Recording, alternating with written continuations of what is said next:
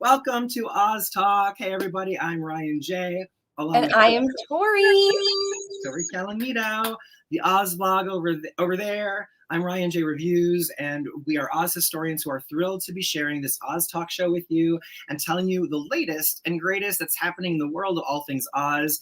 And, you know, I was just telling someone recently that,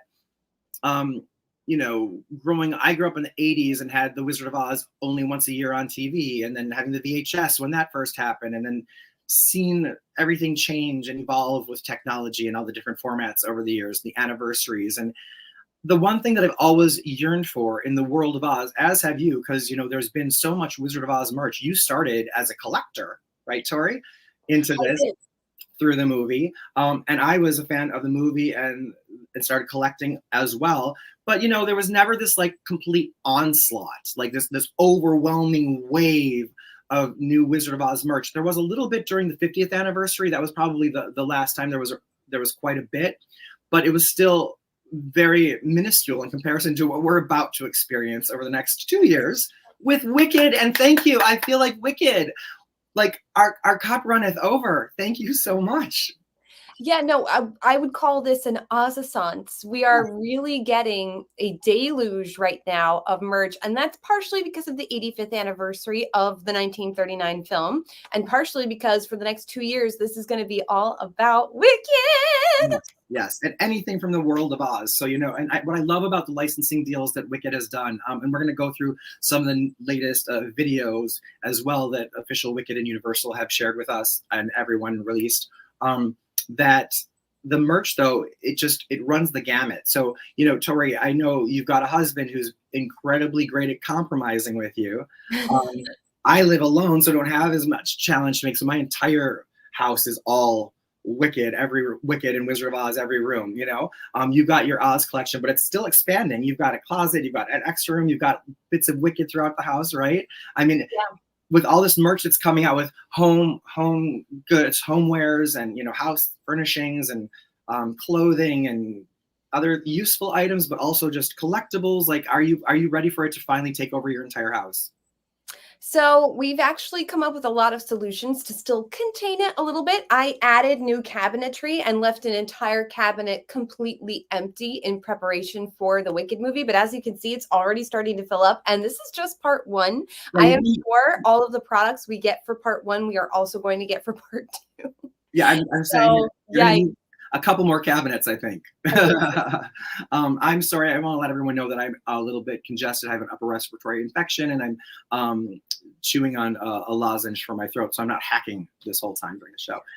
But yeah, I mean, the merch, all of it. Well, let's talk about that in a little bit. But first of all, yesterday, Wicked dropped the third of their new posters. You know, we got the first teaser and then the first official movie poster, and then we've got this new movie poster, which is absolutely splendiferous. It is so gorgeous. I mean, I'm kind of, you know, a lot of movie posters we often see, most movies only really get one, and yeah. You know, they're kind of that montage of faces, right, and all different. It kind of tells a lot more story. I love that we're just focusing on what's most important here. The story, you know, this friendship and the connection between these two leading ladies. And it's a gorgeous, gorgeous photo. And you and I noticed the same thing right away. The pendulum, at least that's my theory. Rosa says she saw a keyhole, but it would be an upside down keyhole. When I looked at this, the first thing that popped into my head was the Glinda bubble from Wicked the Musical, which is, of course, the pendulum of the Time Dragon clock. If in that opening scene, there's a clock face in the background, and Glinda's bubble acts as a clock pendulum. That's And right. that's the shape that immediately sprang to my mind when I saw that, which is wonderful because we've been theorizing all along, how are they going to work in the clock of the Time Dragon? And my theory has been that the whole story will be set within it. And I think this is kind of a nice nod to that. Yes.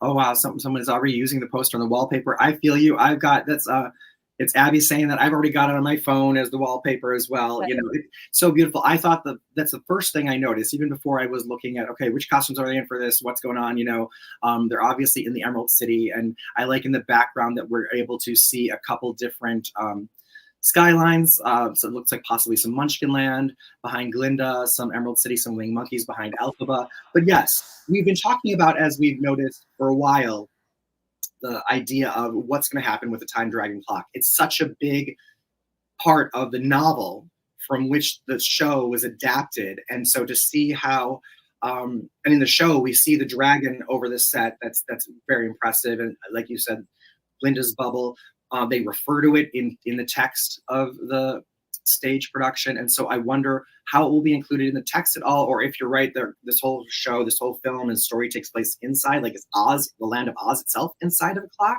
You know, it's an interesting question, or just how does the clock play in and represent? We'll have to wait and see, of course. But we've noticed a lot of circular things throughout. And the biggest clue that I, you know, dealing with this whole clock theme and the Wicked film, there's the biggest clue I think we got in addition to this new poster is one of the recent Olympic spots. Let's take a look at that together.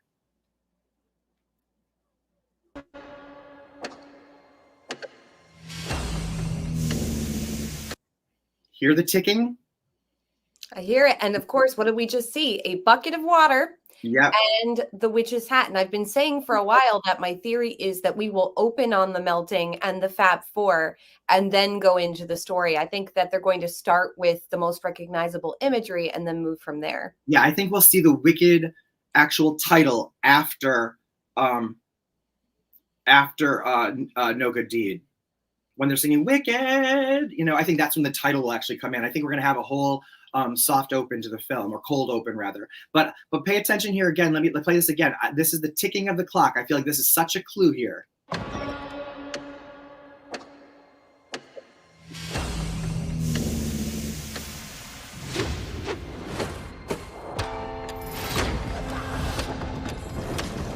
We're hearing the chimes of the clock. We're hearing the wind up of the wheels and the dials. Something bad is happening in Oz.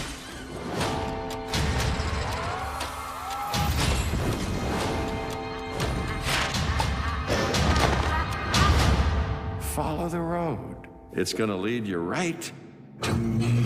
Tell them I am defying gravity. You actually did it. Flying high, You can do anything. I know. the wizard that there is always. Don't let her get away! This wicked witch.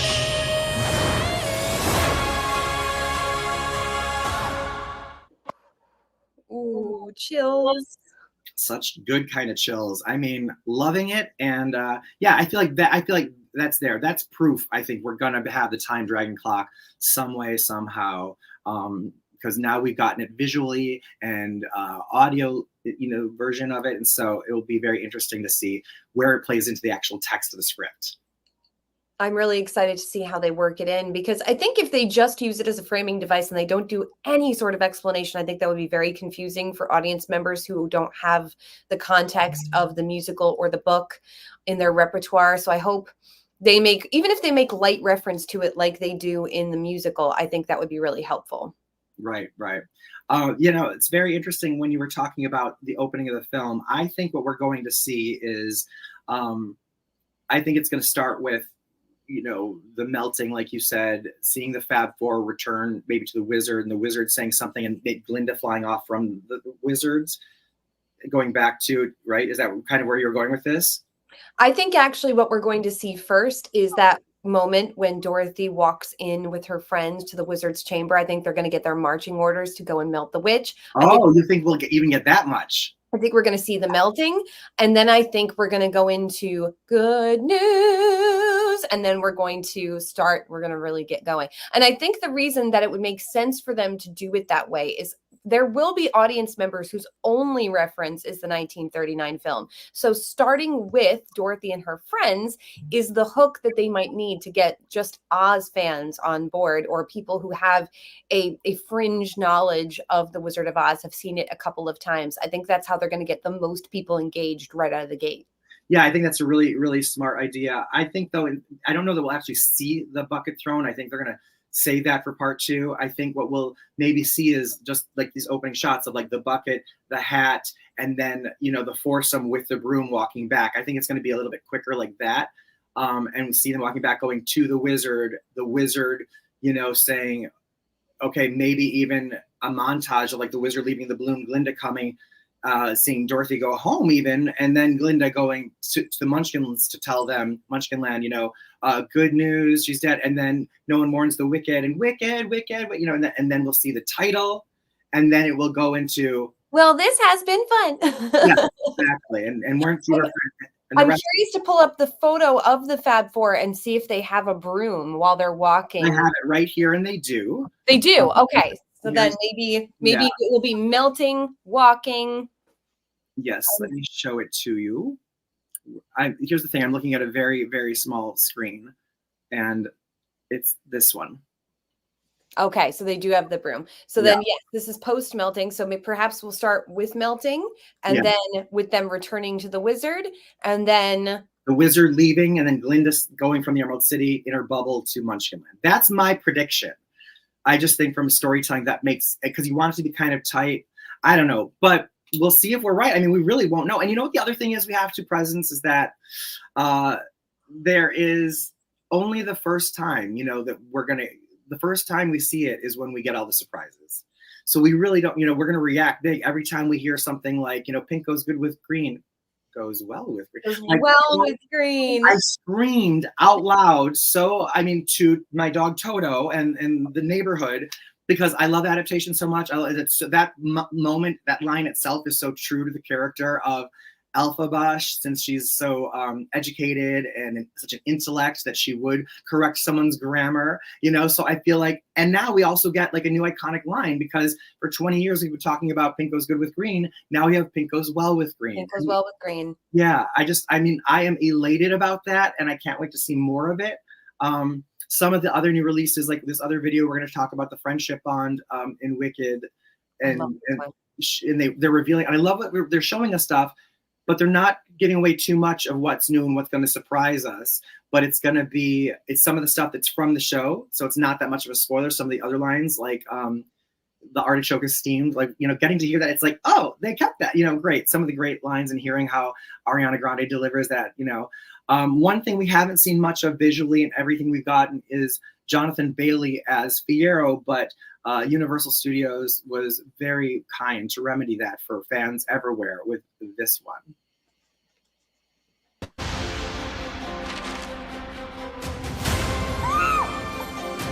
And we're all here often. I'm Fiyero. Oh, Oz. I see that the responsibility to corrupt my fellow students falls to me. You pretend to be shallow and self-absorbed. Excuse me.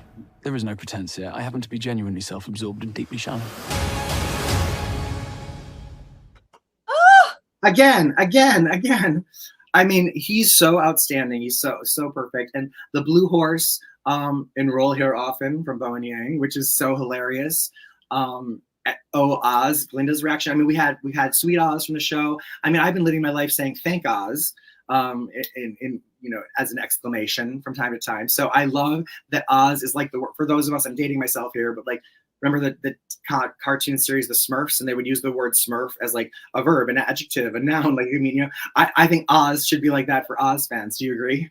100%. And I use it in my daily life as well. And I think Jonathan Bailey was just such a great choice. He's very charismatic. He's handsome. He's funny. He's got an amazing voice. He got his start in musical theater. He's just, honestly, in terms of if they went with an adaptation that followed the adaptation of the musical, I thought he was an amazing choice.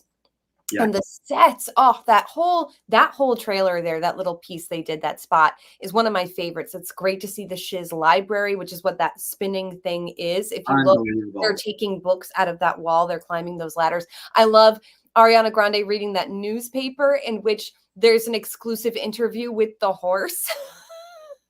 Yeah, exactly. If you screen capture and blow up and look at some of the bigger things, they're doing so many little Easter eggs within Easter eggs. So an Easter egg is like harkening back to previous material, but like also I should say, so they're doing Easter eggs, but they're also doing little details that this will become the kind of film that, like The Wizard of Oz from 1939, we can rewatch a million times and even still see something new or different or learn something about it. This is going to be the same kind of movie that for the rest of our lives and for generations to come, people will still be dissecting and noticing details. I love that. That's another gift to fans. The other thing with Fiyero is I don't mind his British accent. Sometimes I get, I'm we've discussed and we agree we're open to adaptation. I have been a little bit of a stickler judging previous Oz adaptations when it comes to dialect, because I feel like knowing The Wizard of Oz is specifically, technically, and authentically America's first original fairy tale.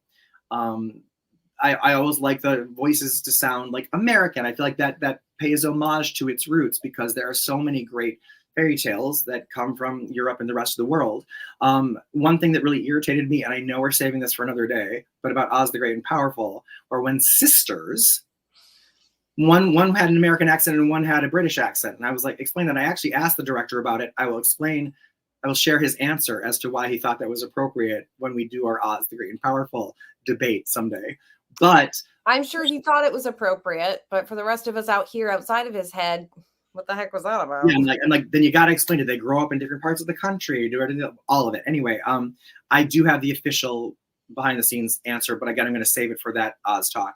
And also, it didn't bother me, I think, because I was 10 years old or 11 when I saw Return to Oz. It didn't faze me then that there were some British accents in it, and I grew up and I love that, so that doesn't bother me. Here with Fiyero, because of his deep shallowness and no false pretenses, that I don't mind the British accent because it sounds a little bit like judgier and upper class, Well, he is a prince from a different part of the country. You could definitely explain away his differences in terms of his mannerisms. Oh, love the mug. And his accent with the fact that he's a winky prince who's so scandalous. So, I think it makes total sense. It's fine. I'm glad that they encouraged Cynthia Erivo to have an American accent. Yes, that's very important, because that was a good choice. Absolutely. Yes, we're getting a vote for our Oz the Great and Powerful debate. Oh, that is coming. And that is going to be one for the ages. Let's see if our friendship survives it. It's okay to disagree, even if you're wrong, Ryan. It's okay. I know that. Thank you. Thank you for that. Let's see. Let's go on and look at this last piece of video we're going to show today and talk and really get into it, because there's some juicy, fabulous things here from behind the scenes. Thank you, Cynthia. Thank you, Ari. Here we go. Let's shoot. After you, Madame. Let's see. Pink goes good with green. Goes well with green. It so does. Wicked, to me, at its very core, is about friendship. What are you staring at? Do I have something in my teeth? And it starts with a really fun look at how these two young women, who are so different from each other, are forced to be roommates and don't get along at all. Oh, I saved you some space, by the way. Do you really think this is fair? I do not. I was promised a private suite. But thanks for asking. It's like, cool, you're this, and I'm this. You get to see us at our worst. It seems the artichoke is steamed. So we have to learn about each other to get to know each other. And how hard change can be, how complicated people really are. She doesn't give a twig what anyone thinks. Of course she does. She just pretends not to. These two very different women just fall completely in love with each other. And that is mirrored experience of what happened with Cynthia and I. We just sort of, I got chills. We both just like found each other, I guess. Oh, hello. We just got each other immediately. Toss, toss. There's a wild sort of soul connection between the two of them. Just such a complementing chemistry, but they're so different. Say something. Say something. You're not supposed to say anything.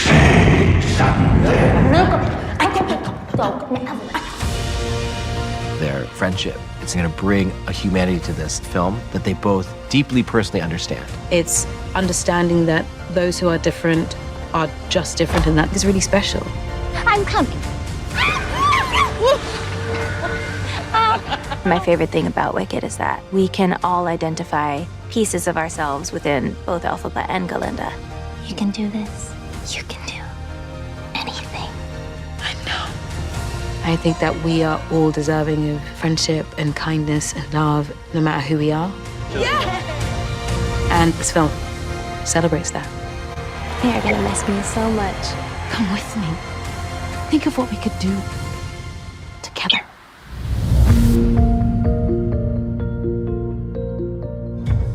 We are all deserving of love. I think we're going to be so inspired. Everyone is going to be so inspired by this movie. You know, it's just maddening to me to think about it. I think I've said it before to you, but like, we're going to get this movie. We're going to watch it a million times and have it, but we still have to wait a year to hear what it's like to have Ariana Grande and Cynthia Erivo sing For Good. Like, it's going to be a long wait to get like half the soundtrack. It will be a long wait. It'll feel like a long wait, but honestly, not really though, because look how fast this last year went. And once the marketing is really ramped up right now, and I don't see it actually stopping, because by the time this movie is done in 2025, at the beginning of 2025, by the time the marketing for this one is winding down, we're going to start getting teasers for the next part. Yeah. So, because don't forget, we got them February of last year is when the first teaser trailer dropped. Well, I don't know that we'll get them. It really is interesting because I think they might want to wait until awards season is done for this film, you know, and the Oscars are in March. And I think they need to focus on that campaign. And so they might be able to do some things like some little drops, like some little teasers. You're right, like just to kind of whet the appetite for fans that won't compete. But I'm praying and rooting for all the award shows and all the right categories for both films. But I really know how tricky that is. And so as I vote for the Critics' Choice Awards show, and I'm hoping you're going to come with me. That's why they have to be nominated, because if we're going to be there together, they have to be nominated so we can go and sit with them, right? So that would be amazing. Yeah, so I can sit on Jonathan Bailey's lap. You can sit on Ariana Grande's lap, and we can just, feed them. Like, I would crush her. Poor Ariana would have to sit in my lap. Oh, stop! I know. Well, I got this. We're talking about these hoodies from Sam's Club, and like we're both wearing smalls, and this is just huge on me. I mean, they're just. Just kidding. This is a double XL. But it's nice for the winter because I can fit a sweater under here. Yes. No, it is very good. You are shrinking, honey. Let's see. Let's break down this of the powerful bond of friendship Wicked featurette, and also let's warn there are a couple other things circulating. I know you've warned about this on your social media, Tori, and it's a very good point. Is that those of us that are fans, if you're watching us or you're friends of ours, not to share and discuss on social media things that aren't officially released by Wicked Movie or Universal Studios accounts. Because sometimes even retailers will accidentally get things out before they should be, or there are some trailers that might be on some streaming services that are not released on those pages, those accounts yet, and might have things in it that they don't want people to see yet. So we're trying to be very respectful of that Hollywood line. Be very mindful, but also, a lot of this stuff is rumor, speculation, innuendo, outuendo, and we are in the business of reporting what we can verify. So that's what we're going to do. Yes, we are. Yes. So when Tori says it or I say it, you can trust that it's the truth, and we know we can say it, and we've confirmed it. Let's see. Very unlikely part they release. Oh, look at this. This is good. Tyler saying that they might release a Dorothy doll for part 2. Whoa. How about all 4? And yeah, I would actually I think that would be so fun. It would be difficult in terms of copyright. Oh, well, not really though. The designs are so different. I feel like they could get away with it. Whether or not they will, I don't know if they will. Yeah. Right. Hi, Julius. Hi, Julius. Yes. Very good. You're right about that. So let's break down this bond of friendship. Great screenshot to start. I mean, I love her delivery of the artichoke line, but also the Shen and oh god, Fanny. Yes, Fanny is that's the name. I would want that name if I was in Oz. I like a silent P. But their reactions are so comedy genius. That kind of like forcing yourself to laugh, fake laughter, know that you're being a bully. It's like that is not easy to do, and they do it so brilliantly. It's just genius. I'm glad that they're emphasizing Fanny and Shen in this adaptation, because they're in the musical, but they don't really say much, and you don't really get how bonded they were. Yeah. So the fact that, and I'm not going to give away any spoilers, but it makes Glinda's decisions later on in that first act more poignant, because she's making sacrifices from her old life to start this new life. And I'm really looking forward to seeing what Bowen Yang brings and what Bronwyn James brings to these performances. Yeah. I mean, you're going to need to see it. We're probably going to be laughing out loud so loudly, we're going to miss the next line and have to see the movie again immediately just to see. Darn. Forgot. Right. Exactly. Oh my. I like this shot because it is obviously during What Is This Feeling? It shows us what a gym class might look like, or fitness at Chiz University. The costumes are great, Paul Tazwell, but also this is a little bit of foreshadowing of that Act 2 battle moment. Yes, with a broom and a wand. They're setting up where they learned how to do that. Right? Oh my gosh, fabulous. Yeah, that's just really cool.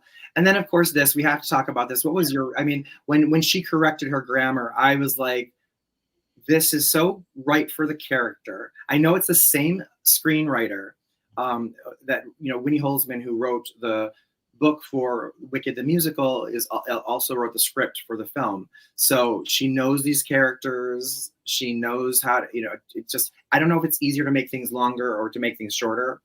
But I think it would probably be easier to expand on ideas you've already written. And I'm sure she had lots of things written that didn't make it into Wicked the musical. I'm sure she had a show Bible that had lots of other things in it that we never saw as audience members. And yes, this is so on brand for Elphaba, of who is an intellectual and would have probably her green skin was crawling at this grammatical error. And there are those people in your real life that who'll be like, actually, you forgot the apostrophe. Like, okay, thank you. Yeah. I know. And Zachary, hey Zach, thanks for watching. Good friend of ours. Movie theaters in his town are still displaying Thanksgiving dates. I'm seeing some of that too. And you know what? It's not going to be a problem in November, because even if some dates still say November 27, there's not going to be a soul on earth who does not know that week that movie is opening. So, and technically, it's still Thanksgiving time. So even if a poster still says Thanksgiving, it wasn't coming out on Thanksgiving Day anyway. It was just Thanksgiving time. That's a really good point as well. Exactly. All right, let's look at the next slide here. We have this. Oh God, the toss.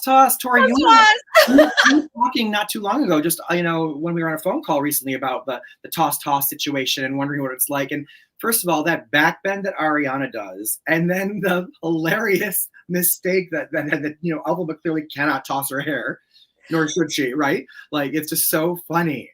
I really hope there's a blooper reel, because I'm sure what they told her is whatever Ariana does, do it, but worse. So I'm wondering the variations that we must have somewhere on the cutting room floor. Yeah, it is hilarious. I've been waiting for that moment and seeing how they're going to handle it. Then we know we're seeing some of the images come up from here, and we know that magnificent breakthrough moment in the Ozdust ballroom when Elphaba and Glinda finally become friends, see each other, and share a moment in it's silent. It's a dance. And I love how they do it on Broadway, right? It's It's one of my different. favorite movies from the show. It's one of my favorite moments from the show because it's a very spectacle heavy, loud show, and it's a moment of unique quiet. You just have a piano on stage doing those notes. And what she's actually doing is spell casting. She's doing stuff from some sorcery seminar. That's what she does in the show. So I'm assuming that this part of their dance, because she, well, I won't spoil, but so, I'm sure some of that is what they've learned in Madame Morrible's sorcery seminar, which we're actually going to see more of in the movie. Yes, I didn't realize that at first. That's amazing. I do love this though. Yes. I mean, and that all of her turns, and I think this is probably when Elphaba is doing it on her own, and everybody's gawking at her before Glinda joins. But like, whatever it is, I'm going to learn it. Tori, we're going to do it together at the next. Yes! And we'll bring everybody else up. We'll do a class, teach a dance class, and how to do this move, because this little section. I feel like we need to do a flash mob of this dance. I'm in. Okay, we will let anybody that's watching that wants to join us. We're going to pick a time and a place. Make it happen. All right, here a look at some new costumes and some fun things happening. Oh. I love these outfits, and I have a theory about what this scene is. So they're running outside, and these are the outfits they're wearing when Elphaba gets her little balloon from the wizard inviting her to the Emerald City.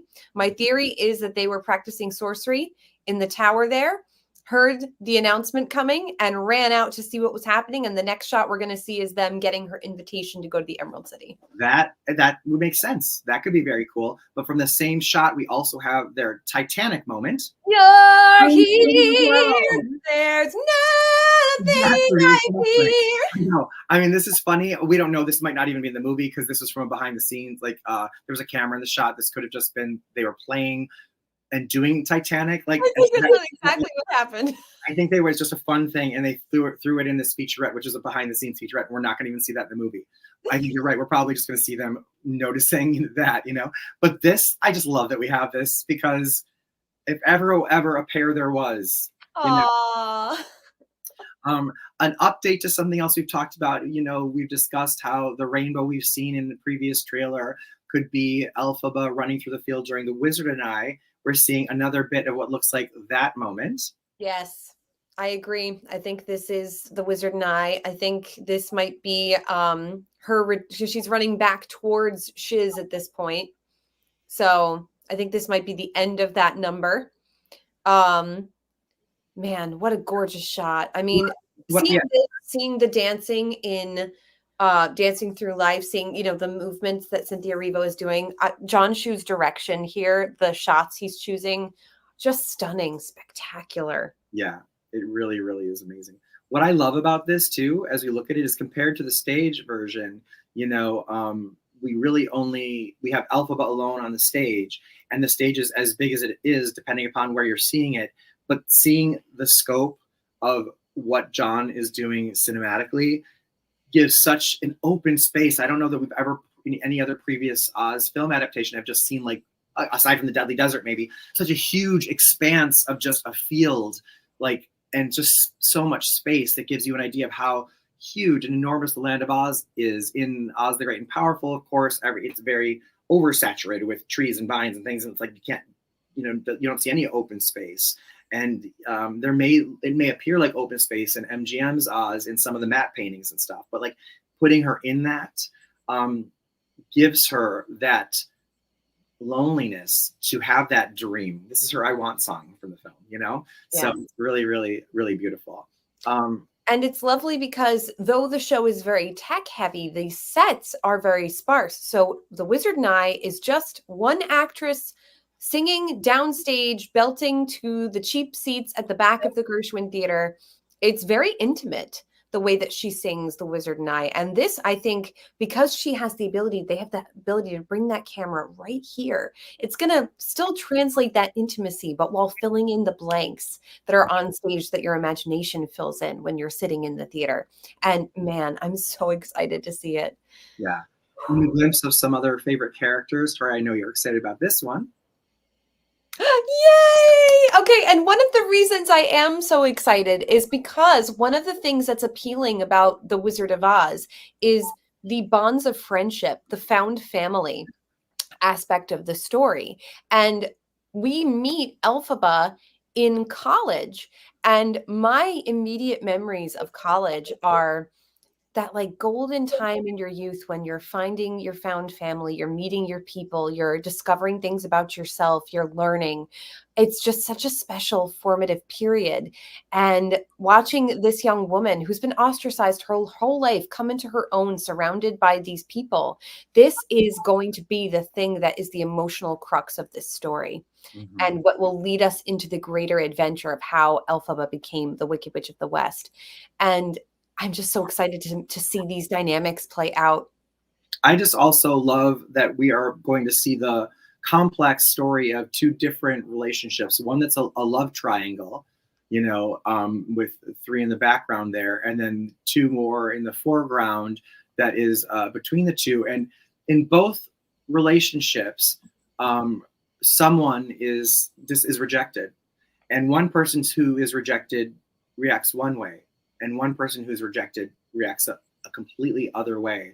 And what I love about this is seeing right here Nessarose and her joy, and knowing how her story arc and her character arc is going to possibly be the most dynamic, intense in the whole film, in both films. I have my fingers crossed that what we saw on stage will not be Nessarose's character arc. I would like to see it change. Yeah, I think we're going to see more. We're definitely going to see a change, but I think it's going to be much more profound. I mean, Glinda obviously has a change. The wizard doesn't. Elphaba grows, doesn't change. I mean, they change for good, but the Madame Morrible certainly doesn't change. She just kind of evolves up, but and I think it's really Nessarose who really turns, and that's going to be just a really exciting thing to explore, and can add some new layers of depth to this story, and maybe even justify a PG-13 rating. Okay. Some of us change for good when we meet adversity, and some of us don't. Some of us come up against adversity and tap into darker parts of ourselves. And that's really, again, the choice. What is evil? What is good? What choice do you make in that scenario? That's really what this story is about, is how you choose to move forward. Despite how the world perceives you, how do you choose to move through the world? And I agree. I hope we see more of Bach and Nessarose soon. In my opinion, they're two of the most interesting characters. I think Nessarose is an underrated character in the musical because if played correctly, those seeds for Act 2 are planted in Act 1, and it's a very fun arc to watch. So I'm really interested. And Marissa Bodie is such a talented actress, and Ethan Slater is such a talented performer. I cannot wait to see what they bring to it. Yeah, there's going to be so much more. That's why it's just the first time we see it, because then the next time we see it, we know it's coming and stuff. But I'm very excited that we get to have our first times for two films and be surprised and delighted and awed by Oz that we know and love so much. And then I just thank you so much for this compliment. Aww. I'll take it.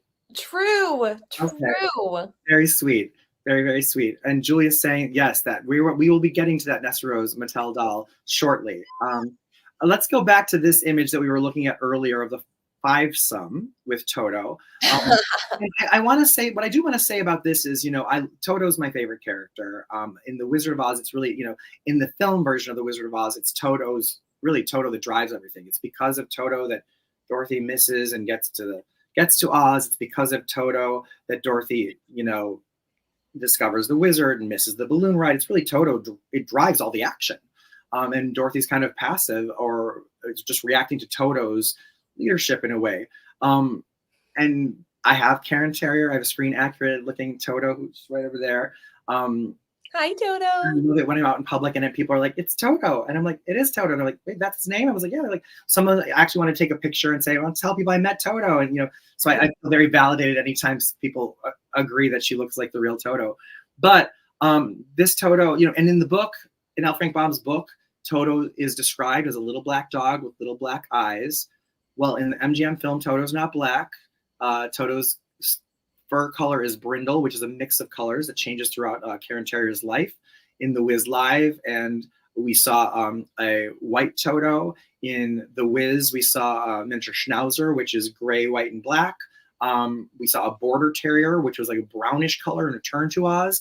And here in Wicked, it looks like we're getting a whitish or a grayish Toto. And just like Dorothy and Elphaba and Glinda and, you know, Alice and Cinderella and Snow White and Ariel and everyone else, it doesn't matter what you look like, because these characters and all characters can look like anything as long as their stories are true and their hearts are true and the characters are right. That's the most important thing. So could not agree more. Go on the record for that. We're open to all Totos here. Yes, all Totos welcome. Okay, Tori, what is this about? It's clearly during the song Wonderful. Yes. I'm a sentimental man. Sentimental man. Sentimental Man, and it looks like the wizard has built a diorama of the Oz. Now, in those early teasers, we saw piles of yellow bricks, and we know from the original Oz books that it was the Wizard of Oz himself who commissioned the building of the Yellow Brick Road. So I think this is his greater plan to connect the lands of Oz to the Emerald City, which I don't think is complete when we come into the story. And it looks like this is his grand plan for Oz and what he'd like to see happen with it. And he's singing Sentimental Man while showing Glinda and Elphaba his scheme. Here's my Toto wanted to say hi as she heard I was talking about. Hi, Toto. Oh, she's so cute. Hi, baby. Thanks. She loves you so much, Tori. But, you know, you're right. And I wonder, here's my question, though. Speaking of replicas, I could build some walls around that little model there and turn that into a home. Heck yeah. Is that available somewhere? That would be a really cool place. I love that so much. That looks really cool. And again, something that we don't see in the stage, but talking about production and set design, I mean, that in of itself is like a set within a set. So very, very a character in and of itself. You know, these are places we're familiar with. The Emerald City is a place we know as a society. So it's really important that they get it right. And can I just say, and I know we haven't gotten quite there yet, but that moment in that featurette when Elphaba turns to run, did you not think of Bert Lahr as the Cowardly Lion trying to run away? Yes, I did. And also that's in the room and Glinda's trying to say, no, you know, speak up, speak up. But that's the whole, like in the stage of prove yourself, right? But there's a wide shot of the wizard's throne room, and you know, interestingly, again, reinventing, you know, making bigger, making better, and doing your own version of. In MGM's throne room, we saw that big wizard head and the fire and smoke coming up. This, if you notice, had a ring of fire, rows of fire all the way around this circle. It's like incredible.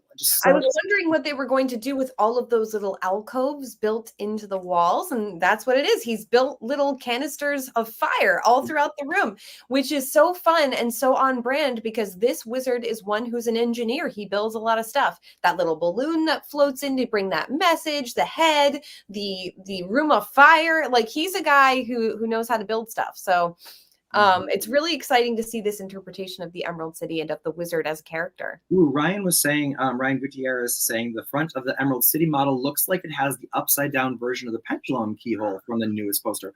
Let's take a look at that and see one more time if we noticed that as well. Oh, yes, and the front door. Look at that. Wow. Okay. Good eye, Ryan. Thank you. We are keeping our eyes peeled for any signs of the time dragon clock. And now this is so, I mean, everybody's got a new secret handshake. I'm going to wave to you like this every time I see you from now on. We all must. And we know what it means. It basically it means you've changed me for good. And then lastly, what I wanted to look at here was, these are some of my favorite images. They're from two different spots. But first, this one, this is just so iconic. Oh, fabulous. In the stage show, we never see her vertically. Or horizontally rather, flying. So this is just such an iconic look. I mean, this looks like frameable and like, you know, could be hanging on a wall, like artwork there. And then these other versions of it where you see her flying down. She's coming, the first one in the upper left, she's flying down toward the broom, grabbing the broom and slowly becoming horizontal on it. That shot, it's really quick at the end of one of these spots, but it just gives me the chills every time. I mean, do you just, I mean, that's just it's so iconic. The witch on the broom, you know? And not just a witch on a broom, but a witch who's just learning how to fly on her broom. So my thought process here is I don't think this is going to be a smooth first flight. I think this is going to be really bumpy and scary. And I think it's going to take the audience along for a ride. Because don't forget, this was filmed for 3D. Yeah. So I think we, the audience, are going to experience that feeling of flight along with Elphaba. And I'm so excited. It is. I just love the trajectory though of her, like, you know, coming down and then kind of going like this and kind of toward the camera and out. It's just so brilliantly choreographed, staged, filmed. That may be our last shot of part 1. Who knows? That might be the end of the film. It's true. Woo-wah, don't make it so. All right, let's talk about some merch. There's so much to talk about. Yes.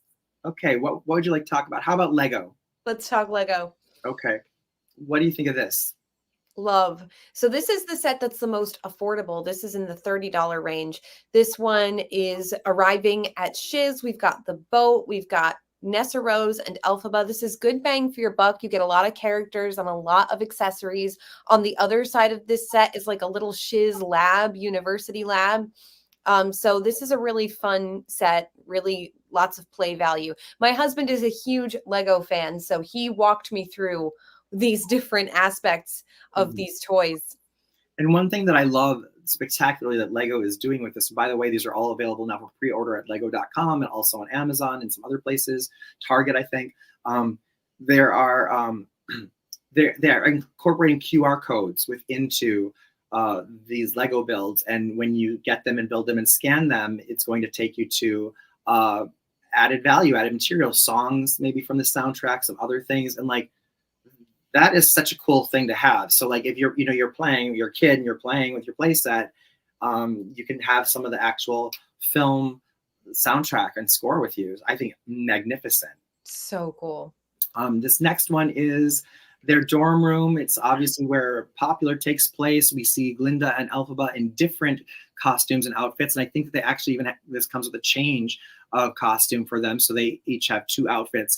Glinda's expansive bedroom, the little alcove for Elphaba. And then on top, what's really great is we see this pink rose for Glinda, the bottle of green elixir for Elphaba. And in that little pink top, and this closes up like a little case. It looks like a little trunk, like one of Glinda's travel trunks.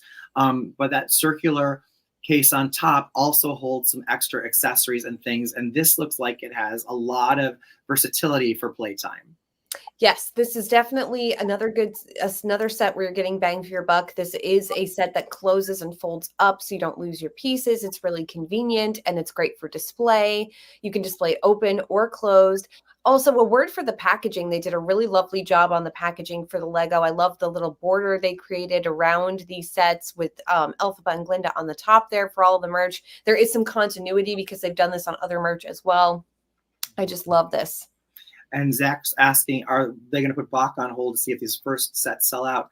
You know, yeah, it's interesting that all the sets, we're going to look at the other 2 sets that are here, and we do not yet see Bach in any of them, which is frustrating. But I'm hoping we might get him, or there might be some release of other characters or a pack of just characters. Or so my mom's like, my mom wants the characters. I'm like, well, I'm not giving you the characters for my sets. I'm not, you know. This is one of the things that Nick explained to me with big sets like these, with big, this is not a proven market yet. So what they're going to do is release this first wave. And if these are really successful, there's a chance there'll be a second wave of sets, or they may just wait because part 2 is coming right behind it. So we may just get new sets for part 2. Either way, we're definitely going to get more, I think. Yeah. This one, and let's break this one down, the Emerald City, because there are so many things here that might give some clues away to the film that we don't understand. My favorite part of it, of course, is the ability to actually have Elphaba flying. Like there's a clear rod that you can click the character of Elphaba into so that it looks like she's actually flying. I think that's really cool. Tori, what do you like? I love this set because it is a 2-sided set. We get the front of the Emerald City, again, with that pendulum shape there on the top, the little circle and the half circle above it. We see there's a stained glass window piece in the middle there that has the wizard holding his hat aloft. We have an apple tree. We have Fiyero carrying a basket of apples. Right. Let's talk about that. We know the significance of an apple tree in The Wizard of Oz. do we think that there's going to be some significance that they actually incorporate an apple tree and apples into this, that might have something? I think we'll see the apple trees. I mean, if they went to all the trouble of including this into their Lego set, why would they do that unless it was in the movie? They clearly know it's in the movie, even if we don't. So Yeah. yeah, I think this is significant. I That's don't know if you have a picture of the back side, but on the back, there's actually the wizard's head on the reverse side. Mhm. And we also get a Madame Morrible figure with this set, Right. and the wizard has his own little cart, and we get a Fiyero character here. So Yes. that's all fantastic. And Elphaba and Glinda in their deluxe No One Mourns the Wicked and also Defying Gravity looks here, which is really great. There's also what looks to be like a tricycle or some kind of bike, and at some points in some of the marketing photos it looks like the wizard is on it. I wonder if that's something we're going to see, or some other character. You know, in One Short Day on Stage, we see someone on something like that kind of riding through. So I think we're going to see a lot of fanfare and different things. And this playset looks like a lot of fun. I've already I pre-ordered and cleared off a whole shelf. That I think it's going to be like a jewel on top of where I want to display it myself. And then this next piece is really cool too. I was really dazzled by this because they're like 2 Lego dolls that come as a set with a background and has some versatility to it as well. These are really, really neat. And according to my husband, this is a scale of figure that they haven't done before. They do have some Star Wars figures that look like this, but not to this scale. These are slightly smaller than the Star Wars scale. So that these are new figures for you Lego collectors out there. They have stands. One has a little E on it. One has a little G. They each come with accessories. These will also require putting stickers on to get those finer details. So if you're doing this with a kid, make sure you assist them so that these stickers are straight. These are, I mean, just the level of detail they went to here. There's a little grimoire in the center. These are just so beautiful. So It well really done. is. And I love that background piece that really makes it a set, as opposed to just like they could have just sold the 2 figures or these mini Lego dolls, right? So how these are, I think they're about 5 or 5.5 inches tall. How tall are this Star Wars ones, and how much smaller are these in comparison? The Star Wars ones are large. I would say they're about maybe 12 inches. They're large. Like they've done things like the Stormtroopers' helmets and things like that. Yoda's head. They're quite large and impressive. Have they ever done like full figures like though that are like? Not that I've ever seen. No, Oh, this is a new concept. And there were a lot of people debating whether they should have done classic figures versus these figures, the Lego mini dolls instead of, Lego mini figs. But they were able to get a level of detail because these are larger that you just wouldn't have gotten with the traditional minifigs. So Right. I can't, I'm not a Lego person. So to me, Right. tomato, who cares? But I'm actually glad they went this particular direction.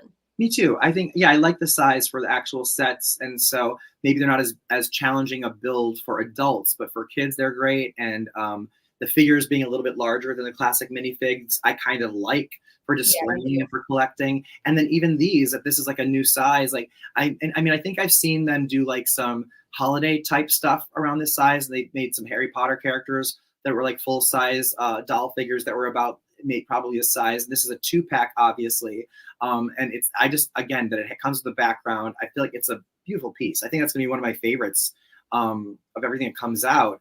Let's move on next to Inside Editions, which has an actual replica pop-up book from the film, the story of Oz, from the perspective of the wizard. It looks like possibly some propaganda or a Shiz University book.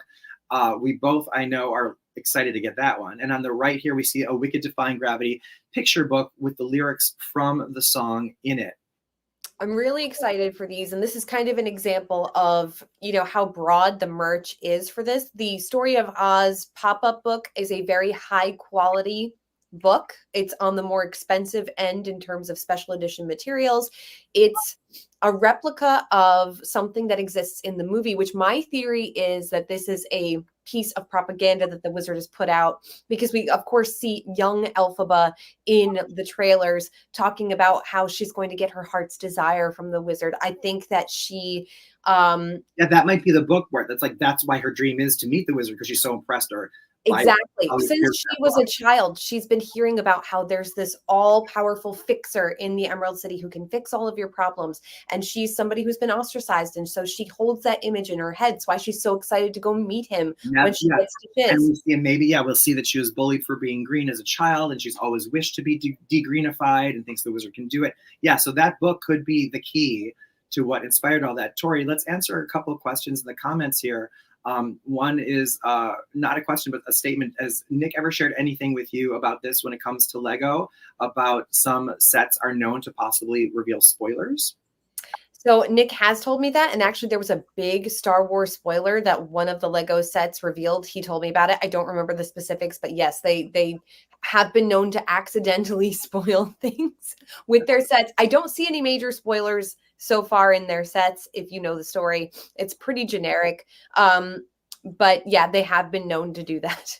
We also were asked if we're going to display or keep in the box. I'm definitely displaying them. You're doing both? You're getting one of each? Yeah, we're getting 2 of each. Nick's going to build one and we're going to keep one in the box. Mostly, and I think I will display the built ones, but and I'm not going to sell my collection in my lifetime, but when I pass, this is Rose's inheritance, so when I pass this down, I think they'll be valuable in the box. Well, by the way, you know I'm leaving my entire collection to you, so you're going to get a lot more. Yeah, so it's like, so Rose is getting all of it. Okay. You jump, I jump, Ryan. Okay, we're not even going to talk about it. Yeah, we're going here.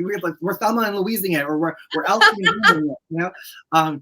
Anyway, but I'm definitely going to I'm not getting 2 of each. I'm going to build them and display them. But it makes sense. And are you getting the second one to keep unopened just for value? Yeah, you know, I'm somebody who likes to keep things in the box. That's just a weird idiosyncrasy of mine. And you know, Lego pieces are really valuable. Minifigs become really valuable and highly collectible.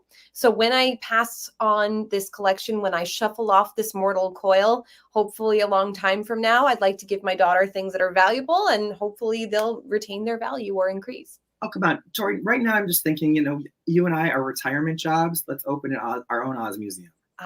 No joke, Nick and I have talked about that, and we've spoken seriously about it. So yeah, if you're in, I'm in. Let's just plan it. I'm our retirement plan. Oz Museum, come visit. I was in before it even occurred to me just in this moment. Okay. Anyway, I will run the front desk or whatever. I'll sell tickets. It's okay. So let's continue on looking here. We've got another replica. This is not from the Noble collection yet. I wonder how this will compare to if we do get a Grimmery replica. But this is also from Inside Editions. It's a journal that opens and is similar to the one in the film. Yes, this is meant to be the Grimmery. It's a journal of the Grimmery, and Inside Editions has these. I did order 2 of these as well because I'd like to actually be able to write down my experiences watching the movie from the first time inside a Grimmery. Yeah. Oh my God! Someone just said I would love to see those Funko Pops too. I can't wait to see all the Funko products. Yeah, we don't have long to wait. Don't forget, guys, we're gonna get most of this stuff released between now and October. So we are gonna have these things in our hands before you know it. Right, and we know that there is a Fiyero doll coming. I think exclusive to Walmart, perhaps. Maybe a Madame Morrible doll. I hope so. I mean, some of her fashions are some of my favorites in the movie. I really hope we get a Madame Morrible doll. Mm-hmm. Just trying to stay up here on some of the. Oh, Yuval's watching. Hello, friend. Do you think we're going to see Dorothy's face or only from the back? Just from the back. I don't think we're going to be seeing a face at this point. I think that's smart, at least in this version of the film. I don't think we're ever going to see her face. I think we'll see her in shadow. I think we'll see her silhouette. I don't think we'll ever see her. Really? Yeah, no, I don't think so. Because again, it's not her story. And I think keeping her in mystery, it will be one of the fun things about it. Yeah, I guess. And if that's true, they didn't really have to struggle too much in casting to like screen test someone's voice or acting. They just had to have somebody that like looked the right size. However, if they did cast someone and she has a little bit of a part, yeah, you're right. Because if she doesn't sound like Judy Garland, that will irritate some people. So I guess, yeah, maybe we're not going to see her face or hear her at all. Or maybe we'll see her face but not hear her.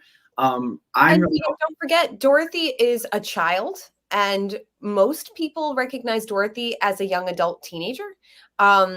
And so I know a lot of people say to me, how is it that she's a child in Return to Oz if she was a teenager? I'm like, because she wasn't. Right. She wasn't supposed to be. Exactly.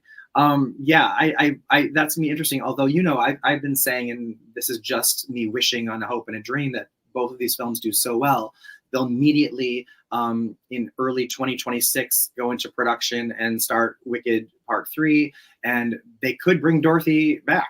And actually it might be necessary to bring Dorothy back, considering what happens with the other characters and stuff. So it could be a completely original, it could be based on somewhat of Gregory Maguire, some of Baum, but could also open up the door for their own original story of these characters now that are established from the cinematic universe of Wicked.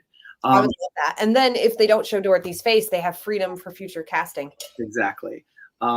Okay, the Advent calendar from Inside Editions. I ordered one of these, and I'm going to open it up because it looks like it's got some fun keychains and gift tags and other things. I can't wait to see what's all included in this. Yeah, this is another one I bought 2 of. Because I too would like to open it and see everything that's inside.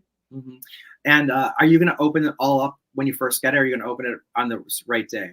Is it an advent calendar that counts down to Christmas? Yes. Oh, darn. I was hoping to just count down 30 days from, until the movie's about to come out. Oh, it may be. Well, what does it say? Does it say Christmas on there? It says Advent calendar. It says the original Advent calendar. It could be any time. Yeah, I'll do it. If I have it in time for November, I'll do that too. That's a good idea. That was my plan. If I get it before the movie's released, I plan to just use it as a countdown calendar to the. Let's do that. A couple last things to talk about with merch before we talk about our last subject today. Here, look at these are the singing dolls. These are the first ones that we saw because they revealed Ariana Grande and Cynthia Erivo both seeing these when they were at the Super Bowl. They got the first looks at the singing dolls where Elphaba sings from Defying Gravity and Glinda's doll sings a little bit of Popular. And they sound so good. I am so excited to have these dolls in my hands. Now, a lot of people were confused because some of these are exclusive to certain stores. It was really hard to navigate.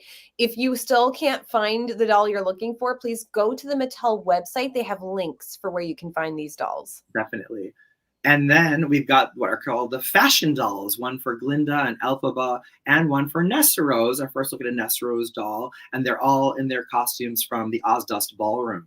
Which I'm so glad they did, because that is some of my favorite in terms of costume design. And of course, that means that we get a Nessa Rose doll sporting her magical shoes. Yes, they're so amazing. Are you getting 2 of each of these as well? Yes. You are. Wow. Only because Rosa wanted to open them. So she was like, Mom, I'm going to need my own set. So I was like, oh, darn.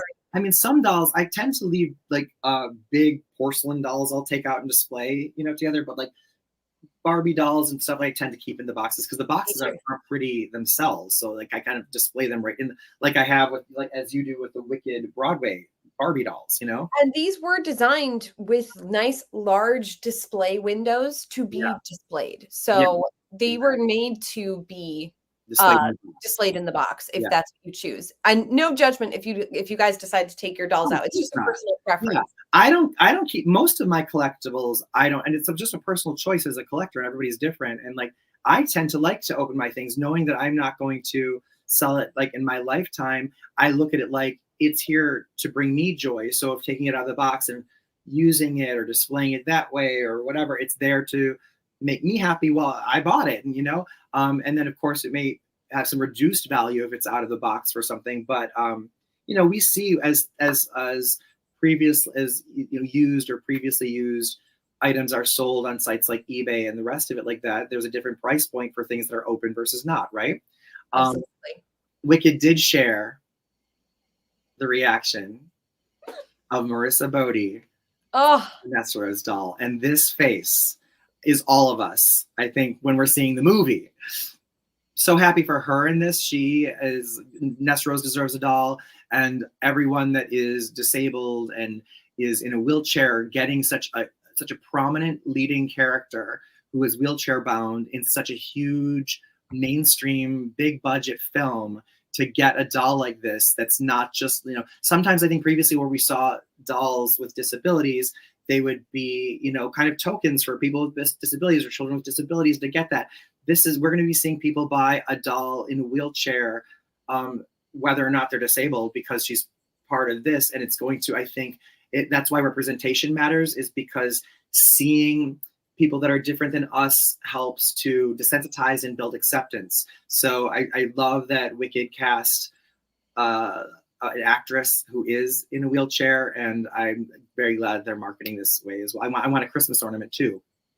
Yeah, honestly, I got so many comments on that video that I made about that video on TikTok from people saying that they are in wheelchairs, and if they had this toy as a child, it would have completely changed their lives. Like people sobbing as Marissa Bodie accepted her doll, and she became very moved. And I think kids everywhere will have the opportunity to get to know a character who is wheelchair bound, and fall in love with her and have their heart broken by her. And I'm very excited to see this journey for Marissa Bodie, who is an extremely talented person. She comes from a small hometown, which is very proud of her. Very near me. They are so proud. She's about an hour away. Yeah. They are so proud of her. And honestly, it's just so wonderful to see her succeed in this way. It really is. A couple things. I don't know if I'm pronouncing your name right. I apologize. Is it Sebes? I apologize. But leave a comment. Let me know how to pronounce your name. But you don't want to take the dolls out. I was thinking this too, the deluxe one, because I'm getting the deluxe ones, and I noticed, and we'll show that right now, that Alphaba's not wearing her hat in the box because there's not room for it. So yeah, if you want this doll with the hat, she has to come out of the box. But these are both beautiful boxes. And man, they did such a great job with the details on these dolls. You know, look, she's got her satchel there that's in the shape of the Grimoire. She's got a hat. She's got a broom. She's got that really textured cape. And the accessories, the details, they just did such a fantastic job. Yeah, there's something. I mean, just gorgeous. The Mattel dolls were the things I was most excited to see. Yeah. So I'm just so glad they took it to the next level. Those face molds are perfect. As Ariana Grande said, they got her anxious eyebrows. I know. And I think we'll continue to see more, you know, even as the film comes out and as part 2 comes out, obviously there's new costumes. So there's that. But I think Mattel still has their Barbie line and other things. So we could yet see Elphaba and Glinda and Fiyero Barbies and Kens, and just like they've done with the Wizard of Oz. I mean, that it's all available there. Yuval's asking an interesting question that I haven't thought as much about, but he's wondering if we think whether or not they're going to change the spell that Elphaba casts in part 2, that it might not be politically correct. I don't know that they're, you know, it all depends on, in adaptation, if they want to stay true to the stage show, or if they're going to expand and make some tweaks here and there, whether it's for political reasons or for story reasons or for what sits better in Cynthia's voice versus what was right for Idina Menzel. You know, there's any number of choices that there could be changes, but also I don't know that we're kind of speculating pretty early. We're still talking about part 1. I'm hopeful that they will change the spell that is cast in part 2. I'm hopeful that they've heard the criticisms, because this has been a criticism of the stage play now for a few years. This is not a new conversation.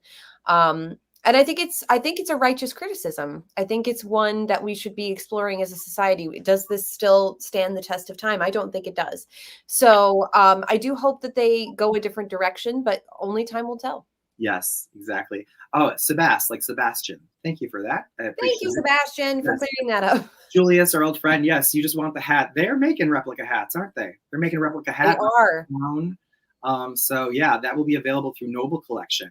I mean, if you went ahead and got the disguise costumes, you already have a hat. You're jumping ahead, Tori. You're jumping ahead for me. Wait. Okay, let us get to that because you are so great. The Oz vlog on TikTok, on Instagram, etc. You are the biggest star. I love you in both of these outfits. I was about to, if I had more time, I was going to use Facetune to greenify your face and hands for you just for this photo, but I didn't have time to do it. But you look so great. Tell us how it felt and what you think of these costumes now that you have them and have tried them on. They're both really fun. I you know, given a choice between the two, I mean, they both have pros and cons. The Glinda costume is, it's got these clear straps. So ladies, if you decide to rock this Halloween, I would suggest wearing a cami under it or a bra, because if those things snap, it's all coming down.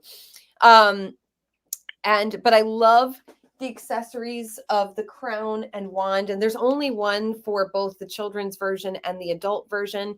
Now, in terms of the Elphaba costume, the dress itself is great. It's got these incredible shoulder pads that really give you that beautiful shape, but it's oppressively hot, and the hat is the largest hat I have ever seen. Yeah, the hat doesn't look like the one from the movie too much, and it doesn't look like it's very comfortable. And honestly, I just thought, I'm sorry, but I thought that the Elphaba dress looked like a trash bag. So it looks good on it's got these great shoulders which give it this incredible shape. The cape isn't as textured as I would have liked. I wish they would have done just some of those simple shapes on the back to make it look less generic. But this hat on the box, on the packaging, it has a wire. So potentially if you're an expert, maybe you could get it to look like that. But I didn't. I was unable to. And it is at least a foot tall. It is the largest hat I have ever seen in my natural life. Okay. It's absurdly large. We're going to be getting more Glinda and Elphaba costumes from other companies, right? I believe so, and I hope that they have some higher quality ones. I don't hate these. Like, I don't dislike them, but I certainly wouldn't rock this. I'm also hopeful we're going to get collectible dolls, like higher end porcelain dolls, maybe, you know, something like that. I'm hopeful for. I'm sure Madame Alexander and a couple other places will do some things. I think, I don't know if Tonner is around anymore, but no, they're gone now. Right. It would be very good. Sonia was asking if we would wish a happy birthday to her sister Sophia. Happy birthday, Sophia! Happy birthday, Sophia! All right, very good. And then our friend Joe Shipball, who is one of the most talented guys we know. He does a lot of Oz art that we collect and other people collect. He's a genius artist. He also portrays the lion often at Land of Oz theme park. Tori, I know you and the Oz moms are heading over there soon. Our friend Tiffany Sutton.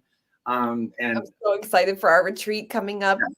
Yeah, but let's first talk about the bag and let's talk about your treat. Okay, so this bag is exclusive to Sam's Club. I went yesterday to 2 different Sam's Clubs in Wisconsin, could not find them, but it's great. It's a Defying Gravity bag. It's a similar witch to the one design we see in the one that you have from Walmart behind you.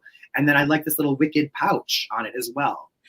Yes, so we got a couple of bags from Walmart which have that same design, and I haven't seen this in any of the other marketing, so I'm very curious to see where this design will come from. Yeah, because it doesn't really, it's not like necessarily Cynthia Erivo, but it's definitely Elphaba. I'm wondering if this is maybe one of the illustrations from one of these illustrated versions we're going to get of the book. Yeah.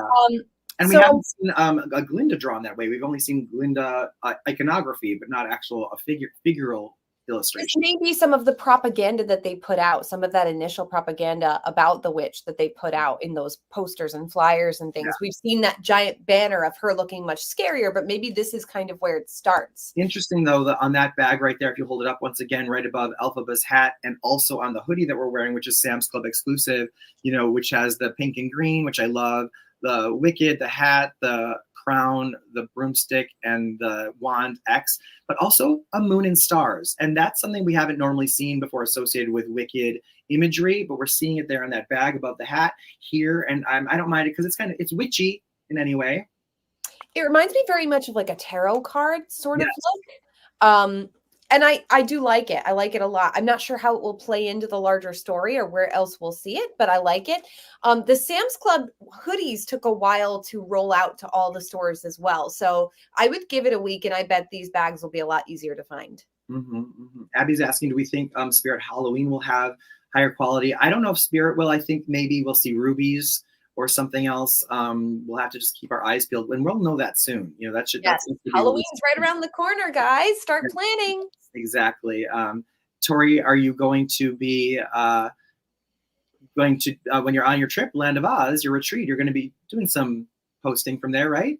Absolutely. Yes, I plan to vlog the whole trip. I hope to go live. I don't know what the service is going to be like up there. I know it's pretty remote, but we are going on the unlimited retreat up to the Land of Oz the second weekend that it's open. There's this common idea that this park is abandoned, which is not true. It's seasonal, and it's in Beach Mountain, North Carolina. And I'm so excited to be going with Tara and MK from Down the Yellow Brick Pod and Tiffany Sutton, Follow the Yellow Brick Girl. And I will be reporting our entire trip.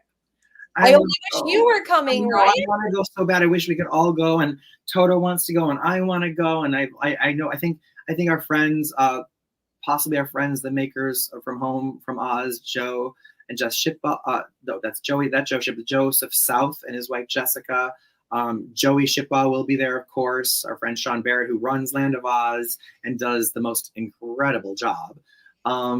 Yeah, we'll have a lot of friends there, a lot of cool people to meet, and especially the Oz moms. You guys are going to be there, and that sounds like such a fun time. I mean, it's fun probably to go to Land of Oz anytime, but to go when you guys are going to be there, it's kind of like Land of Oz on steroids, right? So it's Land of Oz on steroids, and we get the unique pleasure of getting after hours access to the park. So when the park is closed and the Yellow Brick Road is empty, it will be just us up there and our group. And by the way, I don't know if anybody's interested, but we still have a couple of spots left. So head over to Down the Yellow Brick Pod on Instagram and fill out the form if you are interested. Great. Julius said he can't wait. Zachary ordered his hoodie. Smart. I don't wonder what you paid for it, Zachary, online, because they retail for $14.99. They're going on eBay for about double the retail price. Okay. I joined Sam's Club just to get access, but if you join Sam's Club online right now, there's a promotion where you can get a year membership for half off. So my membership was only $25 instead of the regular $50 that would be for the year. If I decide to maintain this membership into next year, I'll have to pay $50 for it in next August. But like for me, it was worth it to get this, and hopefully that backpack if they come out with anything else. And you know what? I'm gonna start shopping at Sam's, and their gas prices are good too. And they're not sponsored. They're not sponsored, but I agree. I like Sam's Club a lot. It's my mom's favorite store. Right, exactly. You've all said that the moon and stars the sky where Elphaba flies. Yes, and Zach said he paid $48. Right. So okay, so still less than what I paid. Right, or I guess about the same. Well, no, I paid what, 25 and 15, so it's about the same. Okay, very good. Let's go back to our branding here. And Tori, you've been cooking in Oz. Let's just talk about that. Show us the cookbook. It's actually upstairs. I don't have it with me. But yes, I've been cooking in Oz, and there is a brand new Wizard of Oz cookbook available on Amazon and wherever books are sold. And I've been having such a good time so far. I've made the cheddar bacon biscuits and the pulled pork recipe, what I like to call Zeke's Revenge. And it has been delish. Crullers are next on my list. I've never made them before, but Rosa seems confident that I can do it. I've never tried anything like this before. So have you ever had a cruller? I haven't. Oh, okay. It's like my dad's favorite donut. It's like a donut basically, but just in an interesting shape, and then it's glazed. It's like a glazed donut stick. Well, great for me because it has the potential to go extremely wrong. And I'm a klutz and a half in the kitchen. So while we did make some delicious recipes, I did lose a coffee pot because I dropped it. It was in the drying rack and I knocked it over and it broke. Oh, I'm sorry. And I did cut my finger. Oh no. But the food was delish. Yeah, no, definitely. Well, let's hopefully you won't hurt yourself or anyone else or break anything else as you're doing this. But I look forward to seeing that next. I have coming up on September 6th. It was pushed back because it was supposed to be on August 15th, which was the Hollywood premiere of The Wizard of Oz. The film opened wide on August 25th, so that's coming up soon. But the 85th anniversary of The Wizard of Oz in celebration, I'm emceeing the ribbon cutting at Oz Plaza in Oconomowoc, Wisconsin, which is where one of the very first sneak previews was billed actually in the local newspaper as the world premiere of the film. And the town has embraced it. It's about an hour from where I live. And they built an entire outside park with full-size characters. And Meinhardt Robbie was born and grew up nearby in Watertown, Wisconsin. And they are now, this year, I will be doing the ribbon cutting and unveiling the statue of Meinhardt Robbie as the coroner munchkin, along with the Glinda statue. And then I will also be judging a costume contest. And I'll be introducing the film, which is going to be outside. And they annually expect about 5,000 people to come and watch. It's all outside, and it's like a street fair and lots of fun. So if you are anywhere near Oconomowoc, Wisconsin on Friday, September 6th, please come out, meet me and Toto and some friends and have an Aussie time. I think it all starts around 4 p.m. and then goes on until after the movie. I can't wait to see your coverage of this event. Thank you so much. So lots to go on. And we're going to be doing another Oz Talk soon in the next week or so. And so thanks everybody for watching. Again, please go ahead and follow me at Ryan J Reviews on Instagram and on TikTok, where I'm starting to post now. Tori's been such a great help. And also subscribe on our YouTube channels. And until next time, Tori, anything else? I am just so excited to continue. These next couple of months are going to be really exciting. Buckle up, everyone. It's countdown time. Sure is. See you later. Bye.